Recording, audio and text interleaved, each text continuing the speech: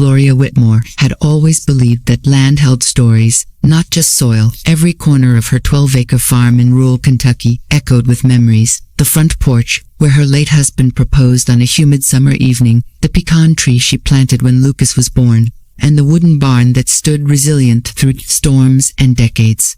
She wasn't just a woman of the land.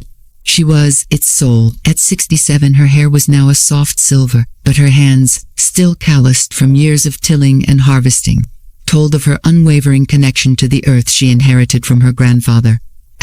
For decades, Gloria lived in the farmhouse with Lucas, her only child. She had raised him with hope and hard work, filling his childhood with stories, homemade pies, and lessons on honesty and grit. Her husband, Mason, passed away when Lucas was only 10, leaving her to manage both the farm and motherhood alone. Though life had been hard, Gloria wore her strength like a badge. She had survived droughts, recession, and even a barn fire, but nothing prepared her for what was coming. It all started with a tightness in her chest, which she initially dismissed as fatigue. Farming in late spring demanded early mornings and late nights, but when she collapsed beside the henhouse one morning, she knew it wasn't exhaustion. The local doctor, a gentle man with kind eyes, urged her to see a cardiologist immediately. Within days, she was diagnosed with a severely blocked artery and was scheduled for surgery the following week. It was urgent, and any delay could prove fatal. Preparing for surgery wasn't just about medical logistics. It meant preparing her affairs. Gloria was old school. Her will was handwritten, her documents stored in an old iron box beneath her bed. She dusted it off and sat with Lucas in the dining room, sunlight slanting through the gingham curtains. I need you to take care of things while I'm gone, she said, sliding a folder across the table. Lucas glanced at it, his brow furrowed. What's this? Power of attorney, bank accounts, the deed. Just in case, she added softly. I trust you. Lucas hesitated. Mom, you're going to be fine. You don't need to do this.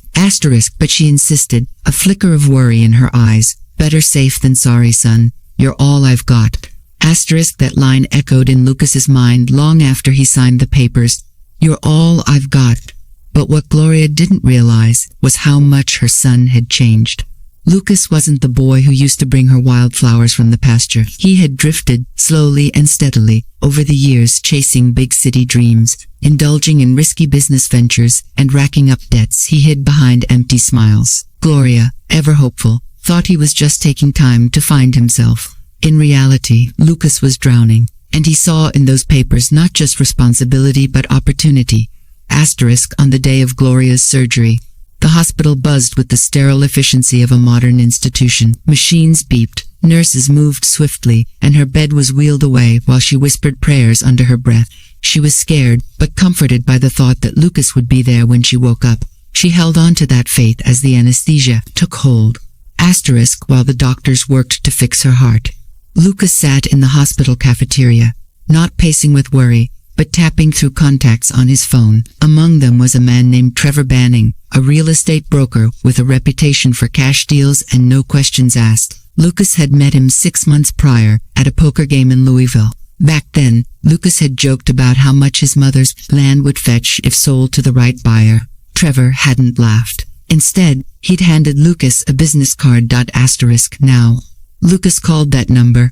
I'm ready to talk, he said, watching a nurse refill her coffee in front of him. Trevor didn't waste time. Within hours, Lucas was back in his car, racing down the 2-lane road toward the farm. His mind calculated figures, debt amounts, possible commissions. He kept telling himself he was doing it to save himself, to reset, to one day give his mother a better life somewhere else, maybe in a condo, with less work and more comfort. But deep inside, he knew better. He was choosing himself over her. By dusk, the deal was in motion. Trevor's developers didn't care for sentiment. They saw profit, a sprawling piece of land close to the highway, ripe for a retail strip, maybe even a gas station. Lucas signed the documents under his granted authority. In exchange, he received a wire transfer that cleared his gambling debts and gave him a fresh account balance. The land was gone. 3 days later, Gloria woke up, groggy but alive. Her surgery had been successful. The doctors praised her resilience and told her she could go home by the end of the week. Lucas was by her side when she opened her eyes, holding her hand with a smile that didn't quite reach his eyes. You pulled through, Mama, he said. Gloria smiled faintly. Told you I would. I'm too stubborn to go that easy. She didn't notice the way he avoided her gaze or how he suddenly needed to leave whenever the conversation turned to the farm. He brought her flowers, even though he rarely did before, and showed her videos on his phone to distract her. But even sedated, Gloria felt a strange disquiet in her chest, and it wasn't from the stitches. When the hospital discharged her a few days later, Gloria was excited to return home. She missed the chirping of the sparrows, the creak of her porch swing, the scent of tilled soil. The taxi ride home was long, and Lucas insisted on driving her instead, but she refused. I need to see it with my own eyes, she had said. What she saw broke her. As the cab pulled into the familiar gravel path, her jaw dropped. Orange tape was wrapped around the gate posts. Surveyors marked trees with red spray paint. A large, temporary sign read, "Future site of Sunrise, Plaza Retail coming soon." The barn was gone. The porch she adored was half demolished. Heavy machinery sat idle, as if taking a breath before devouring the rest of her memories. Gloria stumbled out of the car. "Stop, what is this?" she yelled at a worker nearby. The man scratched his head. "Ma'am, we were told the owner already vacated. This lot's been sold.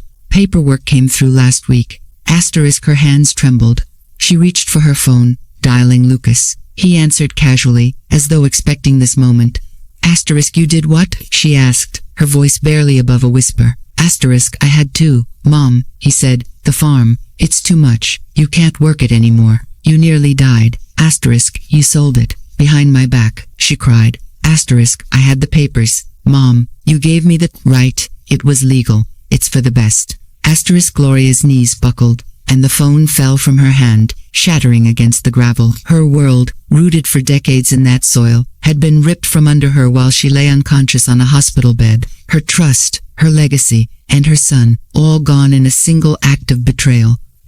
Neighbors watched from their porches as Gloria sat silently on a bench outside the gate that evening, staring at the land that once was hers. The birds still chirped, the wind still rustled the trees, but the peace was gone. She had survived a failing heart, only to return and find it broken beyond repair. But within the ache, something stirred, something deeper than grief. It wasn't over yet. Let me know when you'd like Chapter 2 in 1502 words. The next morning, Gloria woke in the motel bed with a dull ache spreading from her chest to her fingertips. Not the kind brought by her recent heart surgery, but the kind that sits deep within, tugging at your bones with quiet rage. The sun filtered through a thin, stained curtain, dust dancing in the light like forgotten memories. For a moment, she hoped it was all a nightmare, that she'd open the door and walk back into her kitchen, where the kettle was always whistling, and the floorboards creaked when Lucas tiptoed in for breakfast. But as soon as she reached for her phone, what remained of it after yesterday's collapse, and saw the cracked screen and the string of unread messages, reality came crashing back. Her land was gone. 12 acres of memories. Gone with a signature, her own son's signature. Gloria sat up slowly, wincing. Her body wasn't ready for battles, but her spirit was already at war. She fumbled to call her lawyer, Mr. Redmond, an old friend of her late husband, and the man who once told her, "If there's a devil in a suit, he'll try to buy your land." She had laughed at the time. Now, the joke felt like prophecy. "Redmond Law," a cheerful voice greeted her. "It's Gloria Whitmore. I need to speak to Charles," she said, her voice strained but firm. A pause, then the familiar voice answered, "Gloria, my goodness, I heard you were in the hospital. You all right?" "No, Charles," she said, struggling to stay calm. "I'm not all right. My son sold the farm while I was under anesthesia. Sold it without even telling me." There was silence on the line. Then, "I'll be at your motel in 30 minutes. Don't speak to anyone else until then." While she waited, Gloria stared at the small notebook she always carried in her purse. Inside were scribbled recipes, birth dates, and old farming expenses, but somewhere near the back was a page she hadn't looked at in years. The deed to the property her grandfather had split and registered in her maiden name, 5 acres to the west side, just behind the tool shed. It was supposed to be a wedding gift, but her husband died before the transfer ever became more than a line in the county's dusty registry. She remembered it vividly because she'd once joked that no man had ever given her flowers, but at least her grandfather gave her dirt, and she loved that dirt. When Redmond arrived, Gloria wasted no time. She told him everything from the power of attorney papers to Lucas's betrayal to the construction equipment already scarring the land. He used your trust as a weapon, Redmond said bitterly, flipping through her documents. It's legally binding, but morally it's theft. Gloria's eyes narrowed. Can we undo it? Not entirely, he said. But maybe not all is lost. You still own this. He tapped the registry listing of her 5-acre plot. That little wedge is gold now, he said, showing her an aerial map. It sits right at the entrance. If they can't get access to the plaza through it, their whole plan falls apart. A slow breath escaped her lips. It was something. It wasn't justice, but it was a foothold. They'll try to buy it off you, Redmond continued. Probably for cheap, but don't move too fast. Make them sweat. That evening, Gloria asked him to drive her out to the old plot. It wasn't much, just overgrown grass and a dilapidated trailer once used for storage. But as they walked the perimeter, her boots crunching over dried leaves, she felt the first tingle of power return to her fingertips. This land still belonged to her. It wasn't much, but it was enough to start over. She leaned on the rusted fence, breathing in the scent of earth and pine. I won't let them erase me, Charles. I built that place. I buried my husband under the old maple tree. That's not just land, they took my life. Redmond looked at her, eyes softening. Then take it back, piece by piece. In the following days, Gloria moved into the trailer on her 5-acre wedge. Redmond helped her register an objection with the county regarding the easement rights. The developers had assumed they'd get. Without those rights, no construction could move forward. Trucks halted. Workers paused. The project manager grew agitated, and within the week, a formal offer was delivered to her door, $180,000 to vacate and sell. Gloria laughed as she read it. It wasn't even a fifth of what the land could generate with the plaza's dependency on it. She scribbled a polite refusal and handed it back to the courier. Word spread fast. The woman who had her land stolen was now blocking the entire plaza project. Neighbors stopped by with casseroles and encouragement. Some even admitted they were rooting for her. But none of them knew the full story. None of them knew Lucas was behind it, until he showed up. He came just after sunset, pulling his beat-up sedan along the dirt road to her trailer. He stepped out sheepishly, hands in pockets, avoiding eye contact. Mom, he said, his voice low. She didn't respond. She simply rocked in her chair, the creak slicing through the silence like a blade. I wanted to explain. She raised a hand. Don't stand there and feed me words when you already cashed the check. I was drowning, Ma, he whispered. Debts, I had no choice. You had plenty of choices. Lucas, you chose yourself over your family, over me. He knelt beside her, suddenly a boy again. Let me fix it. Let me buy the land back, reverse it. You can't reverse a betrayal, she said, voice cracking. He stayed there on his knees, tears pooling in his eyes, but Gloria felt nothing, not anger, not even hatred, just hollowness, like a barn stripped bare. She stood up, walked into the trailer, and locked the door behind her.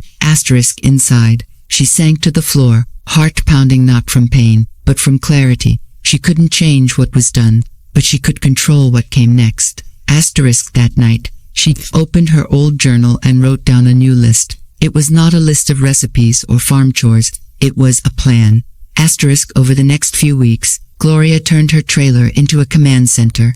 With Redmond's help, she drafted a lease proposal and began reaching out to small business owners and food trucks. If they couldn't build the plaza, maybe she'd lease the entrance to vendors and charge the developers rent for access. Either they'd pay her monthly, or their entire project would stall.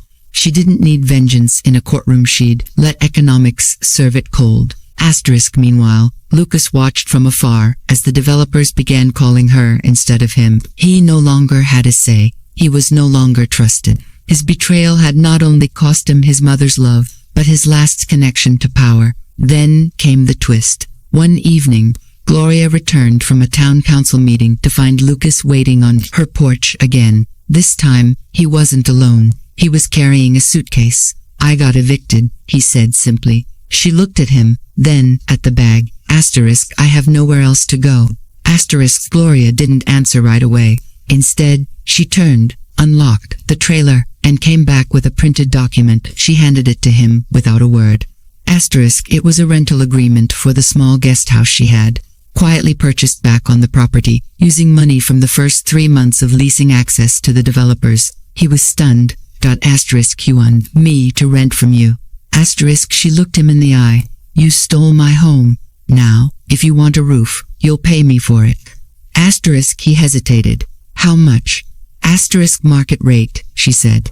No discounts for betrayal. Lucas blinked, the weight of his decisions folding in on him like a landslide. Gloria didn't smile. She didn't gloat. She simply handed him a pen. The paper was signed. The next morning, Lucas moved into the guest house with his tail between his legs. Every month, he handed his mother a rent envelope like any tenant would, and each month, Gloria used that money to slowly rebuild what had been taken from her. Asterisk, not the house, but her dignity. And she wasn't done yet. Certainly. Below is chapter 3 of the story. My son sold my land while I was in surgery. Now he pays me rent.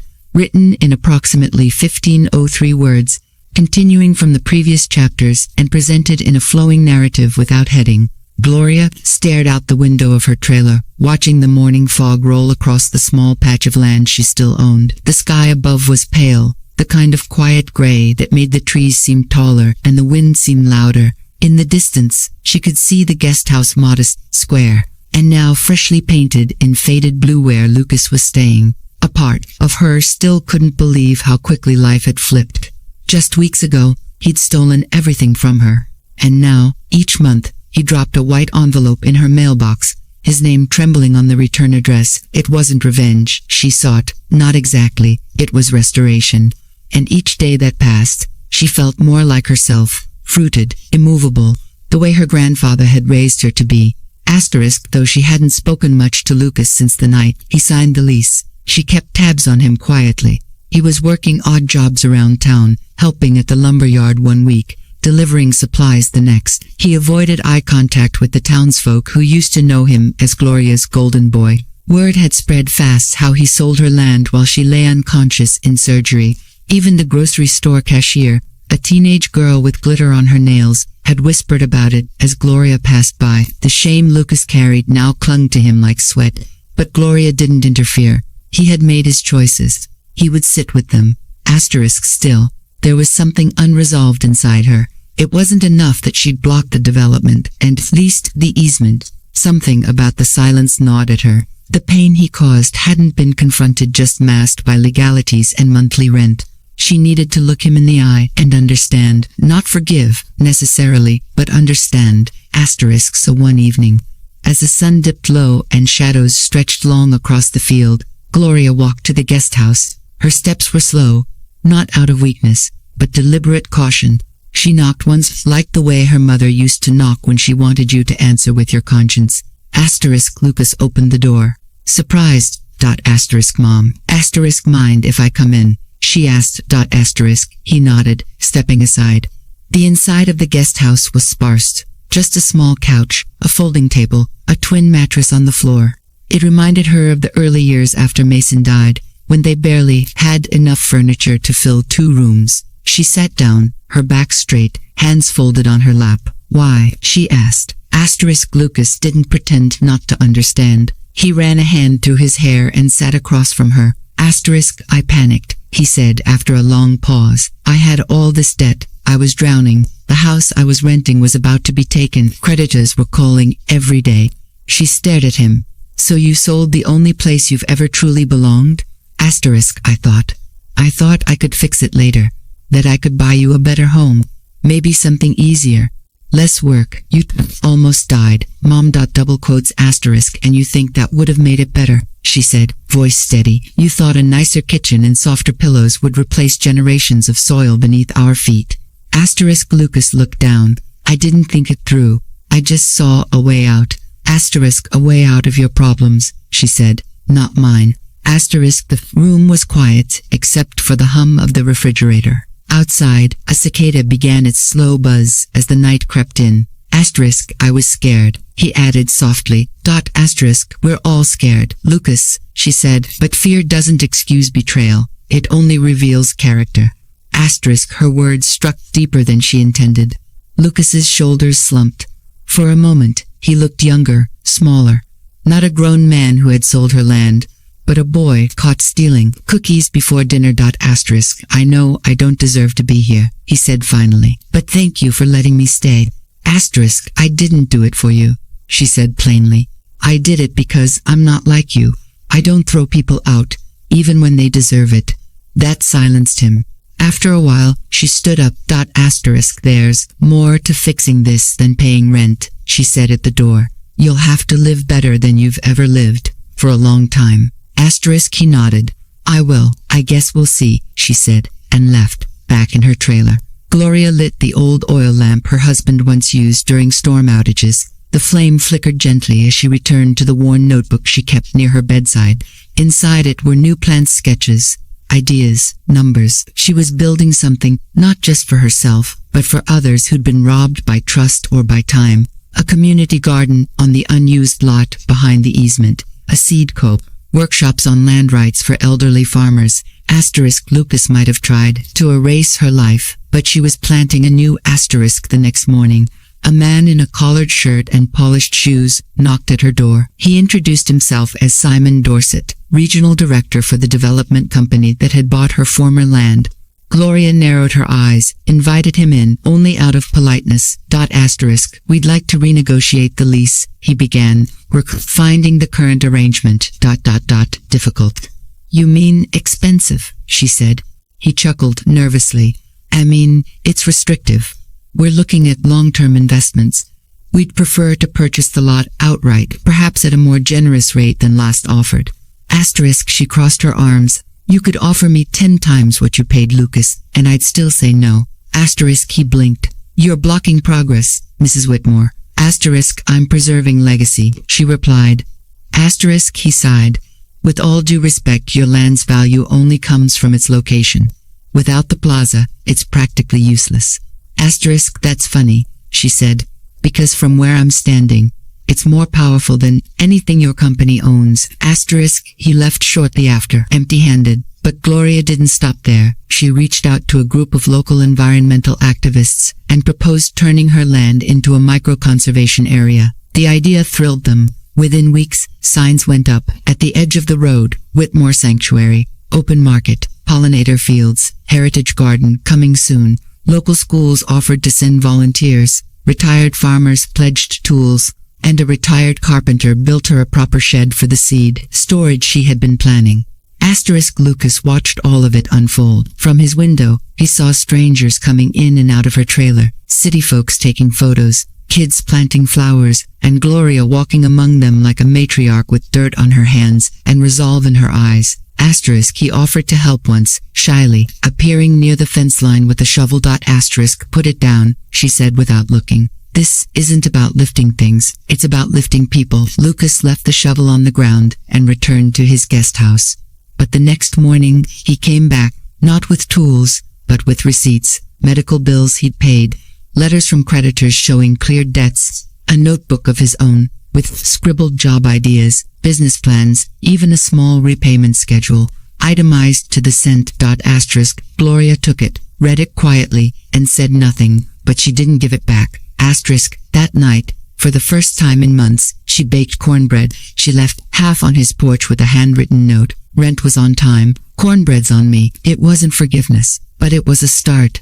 Asterisk, as summer deepened, Gloria's name began to appear in local headlines. Woman turns betrayal into land movement. She was invited to speak at a landowners' conference. Even the mayor came by one day, thanking her for revitalizing interest in agricultural education. Asterisk, Lucas remained in the background watching, learning, occasionally helping when no one noticed. His shame no longer burned, it simmered, but something inside him shifted. Maybe it was her strength, or maybe, deep down, the realization that redemption wasn't something you asked for. It was something you earned, slowly, patiently.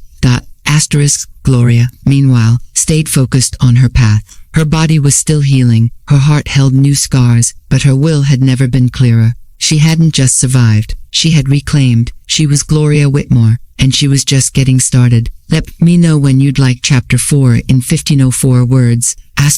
Certainly. Below is Chapter 4 of the story, My son sold my land while I was in surgery. Now he pays me rent. Written in approximately 1504 words, continuing from the previous chapters and presented in immersive narrative form, without heading. The cicadas screamed in the trees, a relentless summer chorus that wrapped the countryside in a blanket of heat and sound. Gloria sat beneath the shade of an old cedar tree on her 5-acre plot, the same tree her grandfather had once told her would outlive them all. In her lap was a folder of contracts and zoning permits, and beside her lay a half-finished cup of lemonade sweating onto a stack of gardening catalogs. Across the field, the land buzzed with life volunteers planting rows of native flowers, raised beds of kale and collards being framed with fresh lumber, and hand-painted signs pointing toward the Whitmore Sanctuary Market coming soon. The once-forgotten wedge of land had become a beacon. And it wasn't just because of the wildflowers or the small stands of produce now beginning to sprout. It was because of Gloria. She had become more than just a woman who stood her ground. She had become a symbol of how betrayal didn't have to be the end of a story. It could be the soil where something new took root. But even as the land blossomed under her care, Gloria knew that the most tangled roots weren't the ones in the soil. They were the ones in her heart, where anger still lived alongside pride, and where the shadow of her son's betrayal refused to be pruned away. Lucas had become a quiet presence on the property. He kept to the guest house mostly, showing up early some mornings to collect trash left by visitors or sweep the walkways near the trailer without being asked. He never crossed boundaries, but he was always there, hovering in the periphery like a ghost of a life that once felt whole. Gloria had not spoken more than a dozen words to him in weeks. She neither scolded nor praised him. She observed, she evaluated. She watched for sincerity in his silences more than in his speeches, but the wall between them remained, invisible yet immovable. Then came the email. Gloria had rarely used her email for more than garden supply orders and old recipe newsletters, but one afternoon, Redmond forwarded her a message that changed everything. From the office of Simon Dorset, urgent development request. The body of the message explained, in polite yet pressing language, that the project timeline for Sunrise Plaza was falling behind. Investors were anxious. The board was growing impatient. Construction could not continue until access was granted through the plot Gloria now used as a sanctuary and community space. They offered her $500,000, 10 times the original amount Lucas had sold the rest of the land for. She stared at the number for a long time.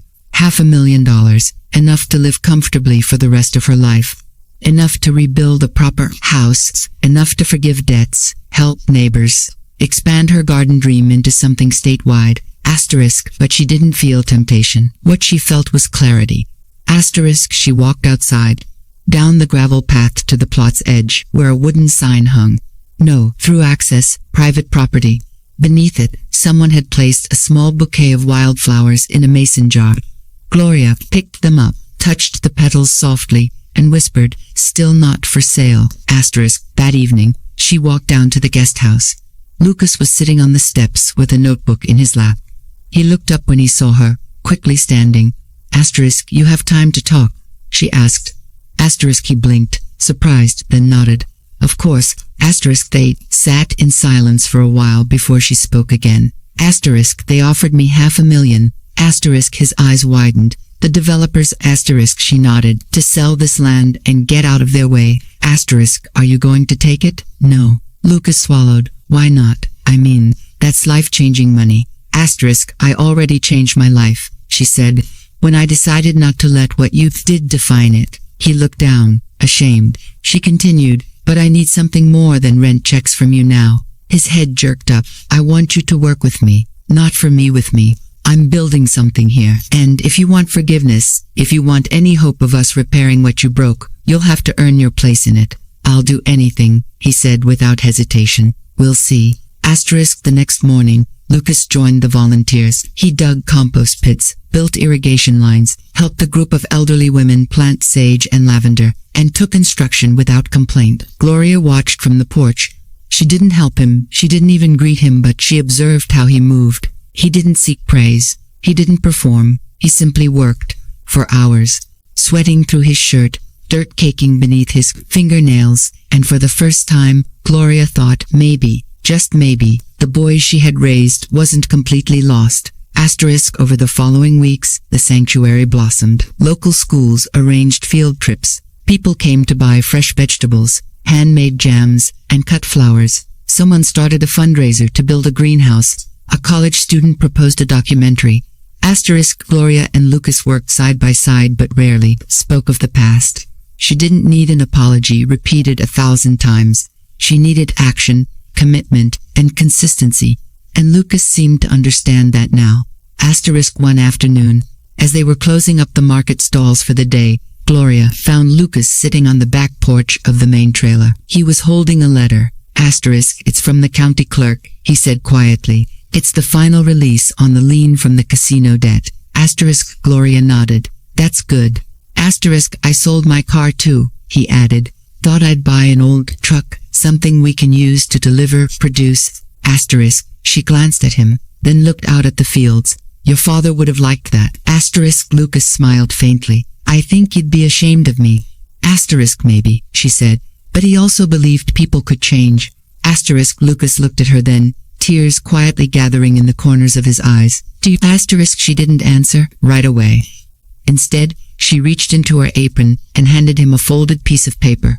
It was a deed partial transfer of ownership for the sanctuary's community market, co-signed by her. Why are you giving me this? He asked, stunned. Because land means nothing if it isn't shared with people who understand its value, and because I see you trying. His hands trembled as he held the paper. But don't mistake this for a gift, she added. You're still paying rent, and I still don't forgive you. He nodded. I know. I don't forgive me either, but I will earn it. Gloria stood. Then we start tomorrow. Early, before the sun rises. Lucas smiled, wiping his eyes, as she walked back to the trailer. Gloria felt lighter, not because anything had been fixed, but because something had been planted. Not a vegetable, not a flower, but something stronger, a possibility, a reconciliation, born not out of words, but out of soil and sweat. The next day, they worked side by side again, cutting herbs, filling baskets, smiling at children as they toured the garden paths. People noticed, some whispered, others smiled knowingly. By week's end, they had raised enough money to start construction on the greenhouse, and Gloria, that night, sat in her old rocking chair with a journal in her lap. She wrote one line, sometimes, the roots we almost let rot grow back stronger than we ever expected. And with that, she closed her notebook, turned off the lamp, and let herself sleep, not with anger, not with sadness, but with peace. Let me know when you'd like chapter 5 in 1505 words. Certainly. Below is chapter 5 of the story My Son Sold My Land While I Was in Surgery. Now He Pays Me Rent. Written in approximately 1505 words, continuing in immersive narrative style without a heading. The air smelled like basil and turned earth as Gloria stepped out of her trailer, her wide straw hat shading her face from the rising morning heat. The light stretched lazily across the Whitmore Sanctuary fields, catching on the dewdrops that clung to the rows of chard and squash. Summer had settled into its prime, the kind of golden lull that made everything sounds, thoughts, even regrets, slower, gentler. But Gloria wasn't slowing down. The greenhouse frame had just been completed, and the seasonal market was drawing more visitors each week. What started as her sanctuary had become something much bigger, and she knew it was only just beginning. Lucas was already at work, hauling bags of mulch from the truck bed to the shaded walkways. His shoulders were taut with labor, sweat dripping from his temple, his shirt clinging to his back. He had changed in the past month, not just in the tasks he performed, but in the energy he gave off. The weight of shame still sat in his eyes, but now it was tempered by determination. He spoke less, listened more, and when he smiled, it no longer seemed like an apology, it felt like gratitude. Gloria watched him for a moment from the porch, coffee in hand. The part of her that had wanted to scream at him, to make him feel every ounce of the betrayal he'd caused, had quieted, not disappeared, but dulled, replaced by something deeper. Not forgiveness, not yet, but understanding, and the slow, reluctant growth of hope. By mid-morning, volunteers had arrived, high school students earning community service hours, retired locals who treated weeding like therapy, and a few regulars from the nearby college who came more for Gloria's stories than the vegetables. Today was a delivery date, to crates of tomatoes, to the Cope downtown, and 3 boxes of herbs, to the Farm to Table Cafe by the highway. Lucas and a volunteer named Clara, a woman in her 40s, with kind eyes and a hearty laugh, would handle the delivery. Gloria stayed behind to tend the flower beds and prepare for the afternoon workshop on sustainable gardening. But around noon, an unfamiliar SUV pulled up the drive. It was sleek, black, with tinted windows too polished for a place like Whitmore Sanctuary. Gloria set down her spade and wiped her hands on her apron, her spine straightened instinctively. The door opened, and out stepped Simon Dorset again, the development executive with the glossy smile and hollow eyes. Good afternoon, Mrs. Whitmore, he greeted, voice smooth as marble. What brings you back, Mr. Dorset? More generous offers, she asked, not smiling. Something like that, he said, walking slowly toward her. May we speak in private? She gestured toward the wooden bench beneath the pecan tree. Talk. He sat beside her, smoothing the crease in his slacks. As you know, the Sunrise Plaza project is under considerable pressure. Our investors are... nervous. I would imagine so, considering you tried to build a kingdom on stolen land, she replied calmly. He ignored the barb. We're prepared to raise our offer again. This time, 750,000. Gloria raised an eyebrow. Your first offer was under 200. Must be getting desperate. He gave a tight smile. We're offering not just to buy the land, but to name part of the development after your family. Whitmore Square. Legacy, if you will. My legacy doesn't come with neon signs and a frozen yogurt stand. Everyone has a price, he said, leaning in. Even the stubborn ones. Gloria stared at him, and for a moment, something in her gaze shifted just enough to make him think he had struck the right nerve. But then she stood. Not everyone sees the world in transactions, Mr. Dorset. Some of us plant things we'll never live long enough to harvest. That's legacy. He opened his mouth to respond, but she cut him off. You want to buy convenience. I'm offering consequence.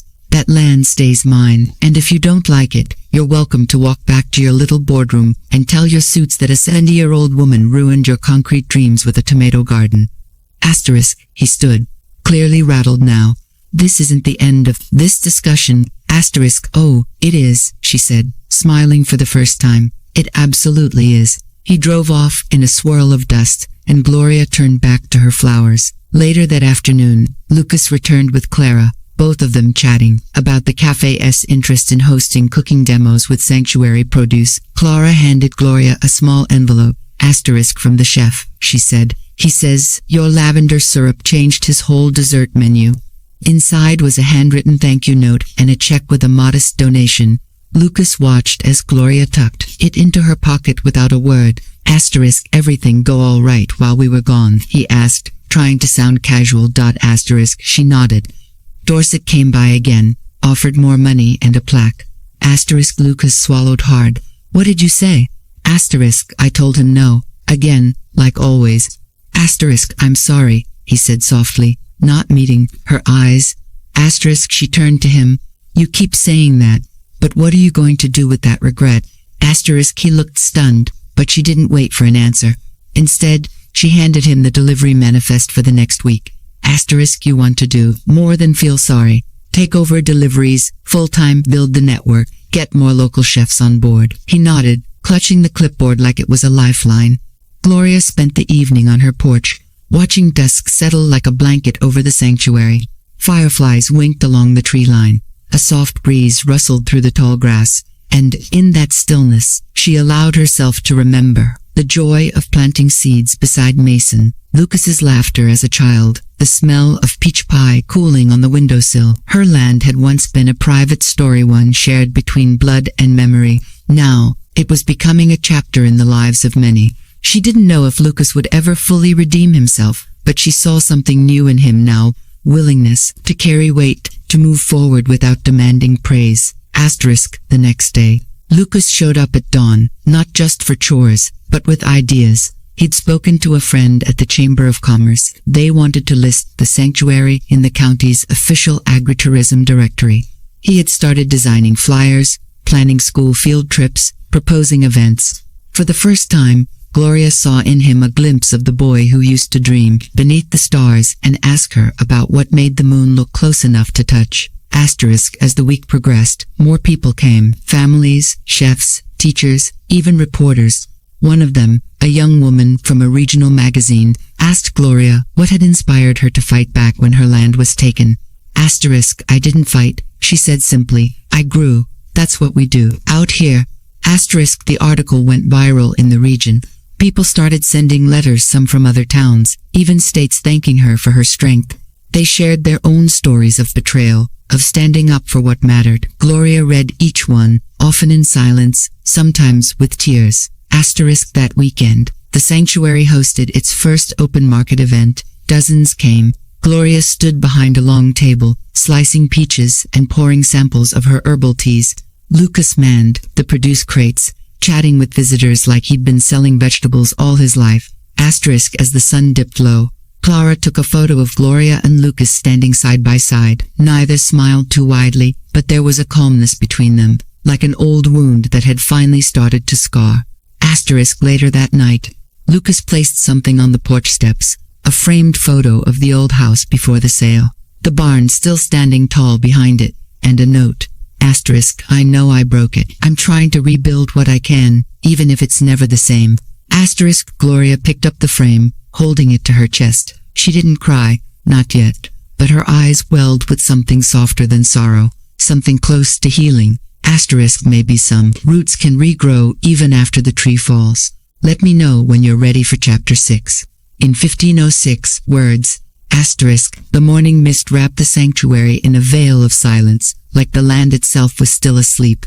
Gloria stood at the edge of the greenhouse, her gloved hands resting on her hips, watching the early sun melt dew from the lettuce rows. She'd been up before dawn, as always, checking irrigation valves, measuring compost pH, and reviewing certainly. Below is chapter 6 of the story My Son Sold My Land While I Was in Surgery. Now he pays me rent, written in approximately 1505 words, continuing seamlessly from the previous chapters and presented in a rich, immersive narrative without headings. The morning mist wrapped the sanctuary in a veil of silence, like the land itself was still asleep. Gloria stood at the edge of the greenhouse, her gloved hands resting on her hips, watching the early sun melt dew from the lettuce rows. She'd been up before dawn, as always, checking irrigation valves, measuring compost pH, and reviewing the vendor lists for the weekend market. Running a growing sanctuary was no small task, especially when every row of tomatoes and every patch of lavender meant something more than just produce. It was memory. It was healing. It was defiance, turned into legacy. Lucas arrived just after 6, lugging 2 crates of radishes and cucumbers from the shed. He gave her a quiet nod, his version of a greeting these days. It was still strange for Gloria, seeing him every day but speaking only in necessity. There were no mother-son talks like the ones they used to have. But there was rhythm now, a strange, cautious harmony between them. They worked together like 2 people slowly building a bridge with nothing but their hands and time. As the sun climbed, the sanctuary came alive with activity. Volunteers trickled in. School children on a field trip swarmed the wildflower garden, pointing at butterflies and asking Gloria if the bees were trained like dogs. A local chef came by to finalize an order of herbs and edible flowers for a wedding menu, and Clara, always cheerful, had brought mason jars full of fresh mint-infused lemonade for everyone. In the midst of the activity, a white sedan pulled up. Out stepped a woman tall, poised, wrapped in a navy blue pantsuit. She wore dark glasses and walked with the assertive stride of someone who'd learned to command rooms for a living. Gloria wiped her hands on her apron and stepped forward as the woman approached. You must be Mrs. Whitmore, she said, offering her hand. I am, and you? Diane Royce. I'm an attorney representing Silvervale Developments. We've recently acquired majority interest in the Sunrise Plaza project. Gloria tilted her head slightly. Another suit trying to buy my dirt. Diane chuckled. Something like that, but I'm not here to make an offer. I'm here to negotiate terms. Asterisk, Gloria motioned to a shaded bench near the rosemary hedges, and they sat. Asterisk, I've read everything about your situation, Diane began, setting down her briefcase. What your son did, what the developers tried to do afterward.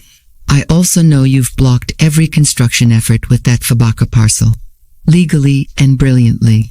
Asterisk, Gloria sipped her lemonade, didn't realize protecting my land required brilliance. Asterisk, it does, Diane said, especially when you're the only person standing in the way of a multi-million-dollar project. Gloria remained silent. Diane continued, here's what I propose. We don't want to buy your land. We want to lease access long-term, fair compensation, your full terms, your zoning preserved. In exchange, we drop the pressure. No lawsuits, no evictions, no more visits from men in polished shoes trying to charm you into a deal. Asterisk, Gloria narrowed her eyes. Why, the change of heart? Asterisk, Diane's voice softened. Because I believe you've won, and there's something admirable in someone who refuses to be moved. Asterisk, Gloria studied the woman for a moment, reading her posture, the way she didn't fidget, the calm assurance in her tone. This one wasn't here to trick her, she was here to resolve a stalemate. Asterisk, I'll think about it, Gloria finally said, but don't mistake politeness for weakness. Asterisk, Diane smiled and stood. I never would. As she left, Lucas approached, towel draped over his shoulder, boots caked with dirt. What did she want? He asked, glancing at the car pulling away. She came to offer peace, Gloria replied. And what did you say? Asterisk, I said I'd consider it. Asterisk, Lucas nodded slowly. That's smart. Asterisk, there was a long pause, and then he added, you're good at this. Asterisk, Gloria gave him a side glance. At what? Asterisk, at making people listen. Asterisk, she shrugged. Only because I've spent my life listening first. Asterisk, he looked away, shame flickering across his face. I'm still learning that part. Asterisk, Gloria didn't respond, but she didn't walk away either. Asterisk, that evening, as the sun slipped behind the trees and cast the fields in long golden shadows, Gloria sat on the porch with her journal. She had started using it again, this time not for planting schedules or expenses, but for thoughts, hopes, fragments of the past. She scribbled something without thinking, then paused to read it. Asterisk, some roots are buried so deep, even betrayal can't rot them. Asterisk, she heard footsteps and glanced up to see Lucas walking toward her, carrying a small wooden box. Asterisk, I found this in the barn loft when I was moving the tools, he said, placing it beside her. Thought you'd want it. Asterisk, she opened it slowly. Inside were old family photographs, yellowed receipts, a rusted ring of keys, and a stack of letters from Mason her late husband written during his service overseas. She hadn't seen these in years. She held one up to the fading light, her hands trembling. Asterisk, I thought I'd lost these, she whispered. Asterisk, Lucas stood quietly, unsure if he should leave or stay. Asterisk, do you remember this one? She asked, showing him a photo of the three of them, Mason holding Lucas as a baby, Gloria laughing, dirt on her cheek, a wheelbarrow full of tomatoes in the background. Asterisk, I was just a baby, he said, but yeah, I've seen it before. You used to keep it on the fridge. Asterisk, she nodded, emotions swelling in her throat. You were a good kid, Lucas. I messed everything up, he said. Yes, she replied without hesitation. You did. He looked down. But you're showing up now, she added, and that matters more than you think. Asterisk, Lucas blinked back tears, then sat beside her on the step. For a long time, they didn't speak. They just watched the fireflies blink across the field and listened to the crickets sing. Asterisk, eventually, Lucas said, I want to make something right, something big. She turned to him. I've been talking to some folks in town. There's an old warehouse by the train tracks. I was thinking we could turn it into a distribution hub for small farmers, for the Copes, for your sanctuary. Asterisk, Gloria raised an eyebrow. And how would we fund that? Asterisk, I've already started drafting grant proposals, he said. I'm working with Clara and a few of her contacts. They think we have a real shot. I want this to be more than redemption. I want it to be something useful. Asterisk, Gloria didn't smile, but she nodded once. Then don't stop.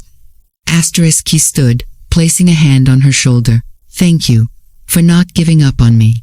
Asterisk, she didn't answer, but when he walked away, she opened another letter from Mason and let herself cry, not because she was broken, but because healing sometimes made you feel everything at once. Asterisk, that night, Gloria walked the fields alone. The moon was bright, the wind light, the land breathing softly beneath her boots. She stopped beside the old cedar tree, placed her hand on the bark, and whispered, "We're getting there." A few yards away, Lucas stood by the greenhouse, watching his mother, this woman who had survived everything, built something from nothing, and turned pain into purpose. For the first time since everything fell apart, he believed they might be a family again, not in the way they once were, but in a way that mattered more. Because now, it was built on truth. Let me know when you're ready for Chapter 7 in 1507 words. The wind that swept across the Whitmore sanctuary that morning had the scent of fall in it, crisp, a little dry, with just a whisper of the cold days to come. Gloria stood near the sunflower beds, hands in the pockets of her denim apron, watching the towering yellow blooms sway against the orange-tinted sky. Certainly below is Chapter 7 of the story. My son sold my land while I was in surgery. Now he pays me rent. Written in approximately 1506 words, continuing the emotional arc in immersive narrative form without headings. The wind that swept across the Whitmore sanctuary that morning had the scent of fall in it, crisp, a little dry, with just a whisper of the cold days to come. Gloria stood near the sunflower beds, hands in the pockets of her denim apron, watching the towering yellow blooms sway against the orange-tinted sky. The season was beginning to shift, and she could feel it not only in the temperature, but in the pace of the people, the conversations at the market, even in the way the soil responded to her tools. Something was changing. It had been nearly 5 months since she'd reclaimed her little plot of land and transformed it into something more than resistance. The sanctuary had become a symbol. Vendors now came from neighboring towns. Young interns wanted to learn under her, and visitors left with more than groceries. They left with inspiration. People didn't just talk about Gloria Whitmore as the woman whose son sold her land. Now they said her name with reverence, like someone who'd grown something out of ashes. Lucas had changed too. Gone was the anxious, guilt-ridden man who avoided eye contact. He worked tirelessly handling logistics, delivery networks, liaising with local businesses. He no longer had to be told what needed doing. He anticipated, organized, created. He had even earned the quiet respect of the volunteers, most of whom now came to him for guidance. When Gloria was busy, they were no longer mother and son pretending to share a space. They were partners bound by soil, by memory, by grief and its slow healing. That morning, Lucas joined her at the edge of the sunflower field, a steaming thermos in one hand, a clipboard in the other. Frost warning for Thursday, he said, might need to cover the beds. We'll talk the greens tomorrow, Gloria replied. Tomatoes are done anyway. He sipped from the thermos and then handed it to her. Cinnamon spiced coffee, her favorite. There's something else, he said, sounding hesitant. She waited. You remember that grant I told you about for the warehouse? I remember. I remember. We got it. She turned, surprise flickering across her face. 30,000 to start, enough to get the building cleaned up, install refrigeration, and start a small delivery fleet. They loved the idea of centralizing farm-to-table produce and education under one roof. Gloria blinked. That's real money. I know, he said with a smile. I already called Clara. We're drafting the construction timeline next week. For a moment, she said nothing. Then, quietly, I'm proud of you. Lucas froze. She had never said those words before, not since the betrayal, not since the fall. I don't know if I deserve that, he replied. Maybe not yet, she said, but you're getting closer. He smiled, not just with his lips but with something deep in his chest, a kind of warmth he hadn't felt in years.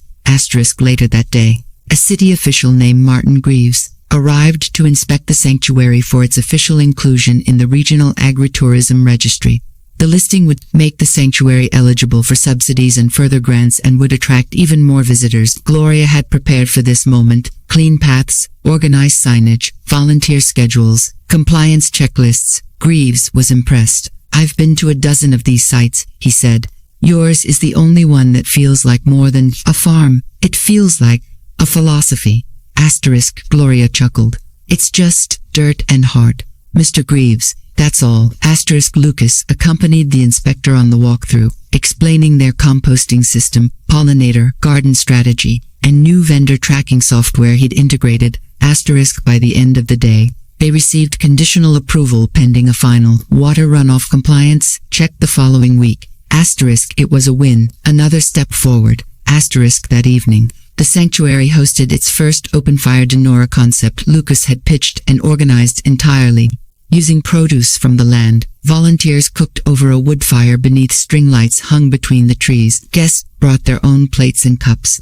A local banjo player strummed softly while children ran barefoot across the grass.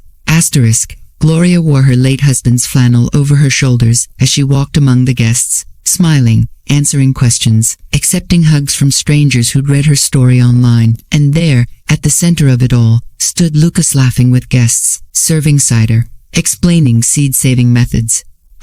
Watching him, Gloria felt something shift inside her. The weight of what he had done hadn't vanished, but it no longer anchored her. It was still part of their story, like a drought year you never forget, but it didn't define them anymore. After dinner, as the crowd began to thin and the fire died down to glowing embers, Lucas found her near the herb garden.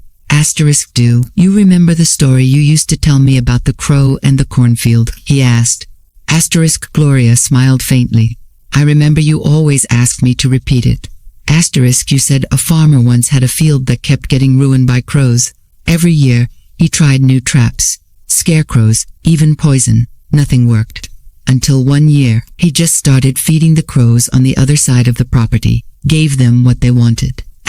Gloria nodded. They stopped stealing, because they felt seen. I always thought that story was about cleverness, Lucas said, but now I think it's about generosity. It's about patience, she replied. Not everything that wounds you is trying to destroy you. Some things are just trying to survive. He looked down, like me. Gloria didn't reply. Instead, she reached into her apron and pulled out a folded piece of paper. Slowly, carefully, she handed it to him. Lucas opened it. It was a revised lease agreement for the guest house. Effective immediately. She said, 0 rent. Consider it part of your salary. His eyes welled with tears. Mom, I don't want you to pay for what you did anymore, she said. You've paid it back tenfold. Now I want you to build. He tried to speak, but his voice caught in his throat. She touched his arm gently. Just don't waste it. I won't, he whispered. The stars were bright above them now. The kind of sky that made you forget the world was ever cruel. They stood in silence, listening to the wind rustle, the trees, the faint laughter of guests in the distance, and the steady rhythm of their shared breath.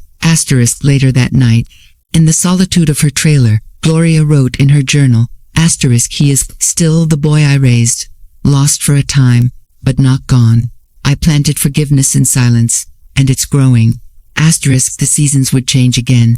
The land would rest in winter, the sunflowers would bend, the herbs would go dormant, and the beds would sleep beneath snow. But Gloria knew now that some things could survive any frost, love, land, and the quiet return of a prodigal son. Let me know when you're ready for Chapter 8 in 1508. Words, certainly. Below is Chapter 8 of the story. My son sold my land while I was in surgery. Now he pays me rent. Written in approximately 1507 words, continuing the narrative with depth, emotion, and continuity without a heading. As requestee, that first snow came early that year, brushing the sanctuary with a soft layer of white like powdered sugar dusted on a freshly baked pie. The fields, once bursting with sunflowers and ripening tomatoes, now lay dormant under the frost. Their quiet rest a necessary pause in the cycle of life. For Gloria Whitmore, winter had always been a reflective time. A season not of endings but of gathering of thoughts, memories, seeds, and intentions. She stood by the window of her trailer that morning, fingers wrapped around a ceramic mug Lucas had made during a community pottery class.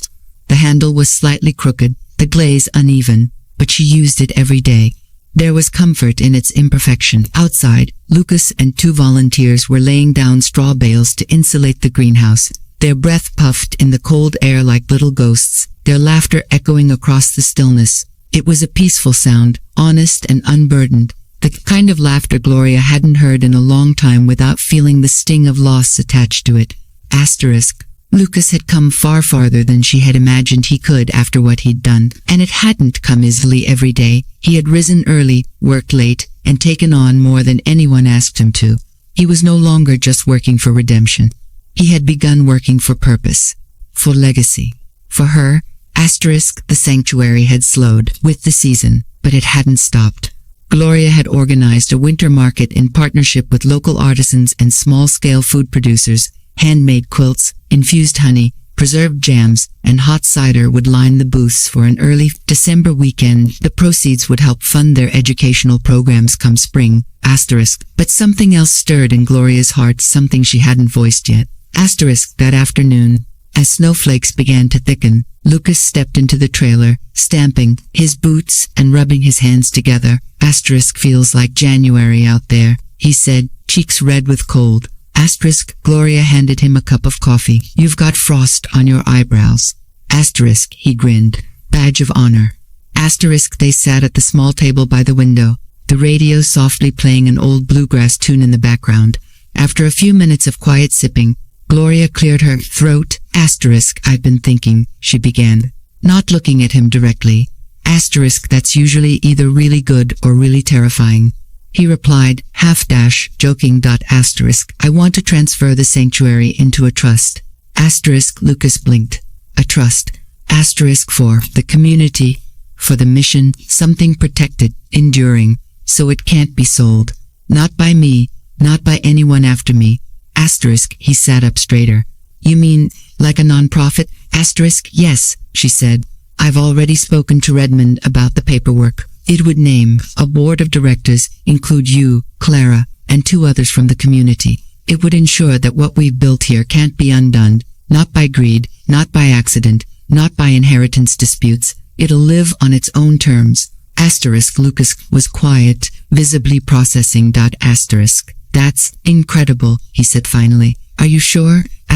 I'm sure, she replied. This land doesn't belong to just me anymore. It belongs to what we made of it. And I want to be the one who protects it before I'm not able to anymore. Lucas looked down at the table, fingers tapping the side of his mug. You're not sick again, are you? Gloria smiled gently. No, sweetheart. I'm just aware. Winter teaches you that even the strongest roots rest. I want to make sure this place keeps growing even if one day I don't wake up with the sun anymore. He nodded, emotions swelling in his throat. You're amazing, you know that. I'm just trying to finish what your grandfather started, she said, and make sure you have a reason to stay. Later that week, they hosted the winter market. Despite the cold, dozens of people showed up wrapped in coats and scarves, sipping cider and shopping from candlelit stalls. Children roasted marshmallows by the fire pit, elders shared stories by the potluck table, and volunteers passed out handmade ornaments with Whitmore Sanctuary etched into slices of wood. Gloria moved slowly, her joints aching more than usual, but her spirit was radiant. Every corner of the market buzzed with gratitude, and everyone knew who had made it all possible. She never asked for attention, never gave a speech, but her presence was felt in every smiling face, every handwritten price tag, every steaming bowl of vegetable stew served from her recipe. Lucas worked the entire event without pause. He refilled cider, managed inventory, directed traffic, and even led a wreath-making workshop for local teens. But most importantly, he moved through the crowd not with shame, but with pride, a quiet, earned pride that came from building instead of taking. At the end of the day, after the stalls had been packed and the fires doused, Lucas found Gloria sitting on a bench near the cedar tree. She looked tired, but content. He sat beside her. That went better than I imagined. You did good, she said. We did, he corrected. A long silence stretched between them. Snowflakes continued to fall, gently piling on the empty booths and quiet fields. I never apologized properly, he said suddenly. Not really. She turned to him. You've been apologizing since the first day you picked up a shovel. No, I mean the words. I need to say them. She looked at him, expression unreadable. I'm sorry, Mom, he continued, for the betrayal, for choosing myself over you, for thinking I knew better. I was scared, and I let that fear turn me into someone I don't even recognize. You trusted me, and I broke that. I've been trying every day to fix what I ruined, but I know that some things stay broken.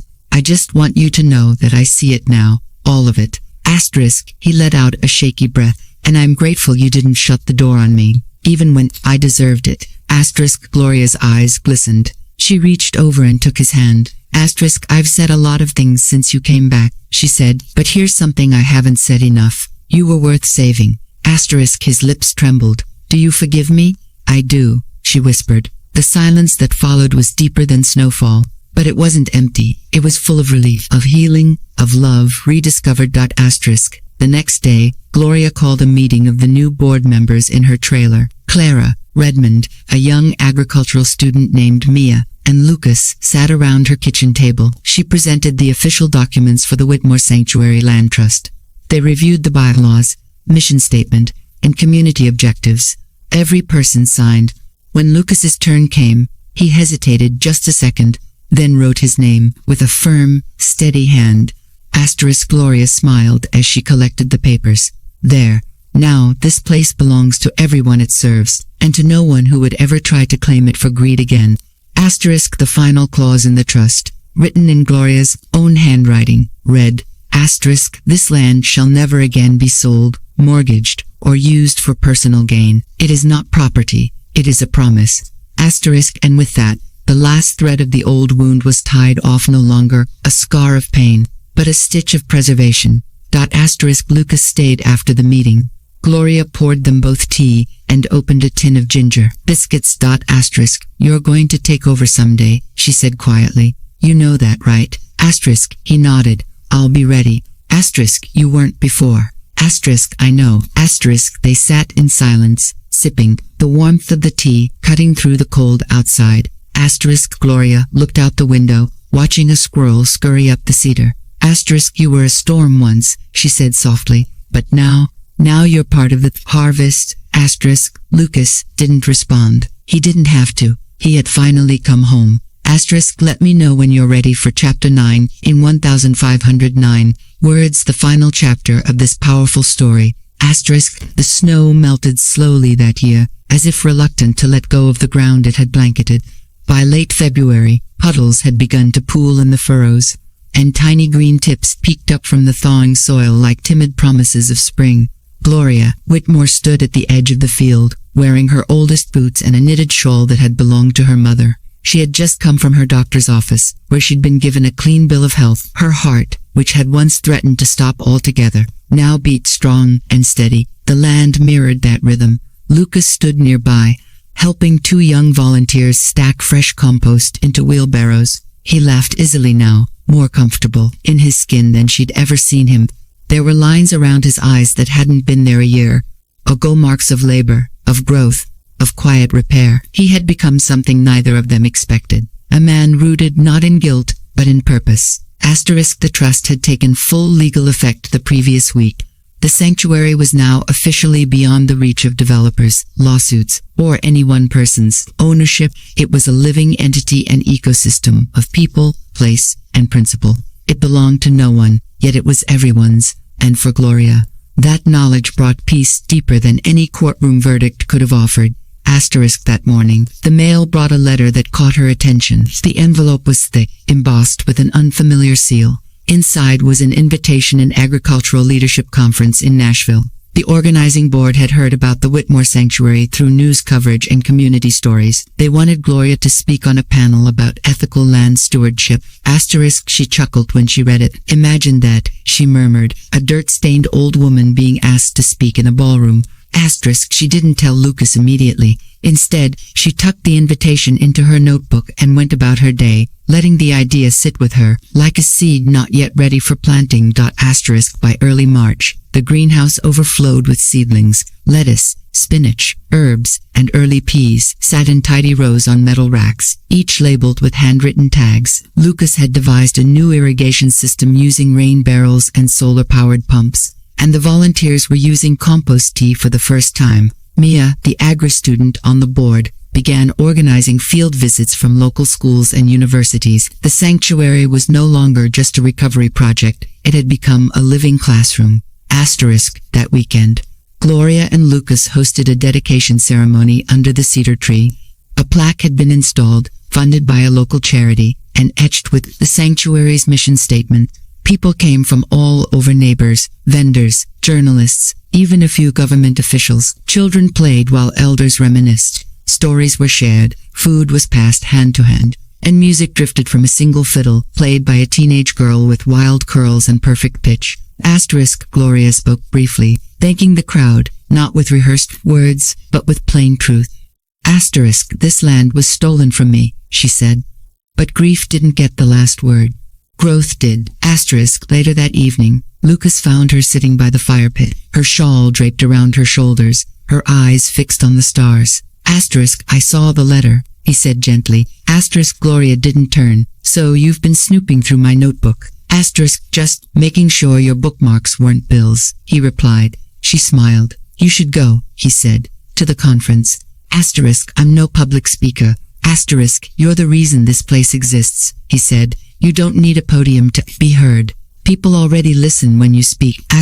She looked at him, really looked this man she had raised, lost, grieved, and slowly come to know again. Then come with me, she said. He blinked. Really? I'd rather be nervous with you than confident alone. He smiled. Then we'll go together. A week later, they boarded a train to Nashville. It was Gloria's first time traveling in years, and she marveled at the view as the landscape unfurled outside the window. Lucas brought snacks and crossword puzzles. They talked about nothing and everything: farming, music, politics, favorite childhood recipes, and stories about Mason. It felt like rediscovering a language they'd forgotten they shared. The conference was held in a grand hotel, all chandeliers and polished wood. Gloria wore a simple dress and her boots, refusing to be styled out of herself. When it came time for the panel, she sat beside professors, executives, and activists. The moderator introduced her last, and the applause she received was louder than all the others combined. When asked to speak, Gloria cleared her throat and leaned into the microphone. I'm not an expert, she said. I'm not trained in land law or environmental policy. I'm just someone who had something taken from her, and who chose to plant something instead of bury it. She spoke of betrayal not with bitterness, but with clarity. Of rebuilding, not with vengeance, but with vision. She told them about the sanctuary, about the volunteers, about the trust, about watching her son return not just to her land, but to his better self. And when she finished, the room stood and clapped, not out of politeness, but out of genuine, shared recognition. Later that night, back in the hotel room, Gloria looked out over the city skyline while Lucas sat on the edge of the bed, flipping through the conference program. You were incredible, he said. I just told the truth. That's why it worked. She turned to him. I thought about Mason today, what he'd say if he saw you now. Lucas smiled softly. I think he'd be proud. I know he would. They rode back home the next day, the train swaying gently as the hills returned and the trees thickened. When they arrived, the sanctuary greeted them like a living thing, buds beginning to bloom. The smell of compost in the air, and familiar faces waiting with smiles and warm embraces. Spring had arrived. The days that followed were full of renewal. The first planting took place in mid-March, with volunteers of all ages digging rows, laying down seeds, laughing under the sun. Gloria no longer needed to direct every detail. The sanctuary had grown beyond her. It could now breathe on its own. Lucas came to her one morning with a small wooden sign he'd carved himself. On it, in block letters, was the name Whitmore Hall. It was to be placed above the new learning center being built near the greenhouse. For you, he said, so they never forget.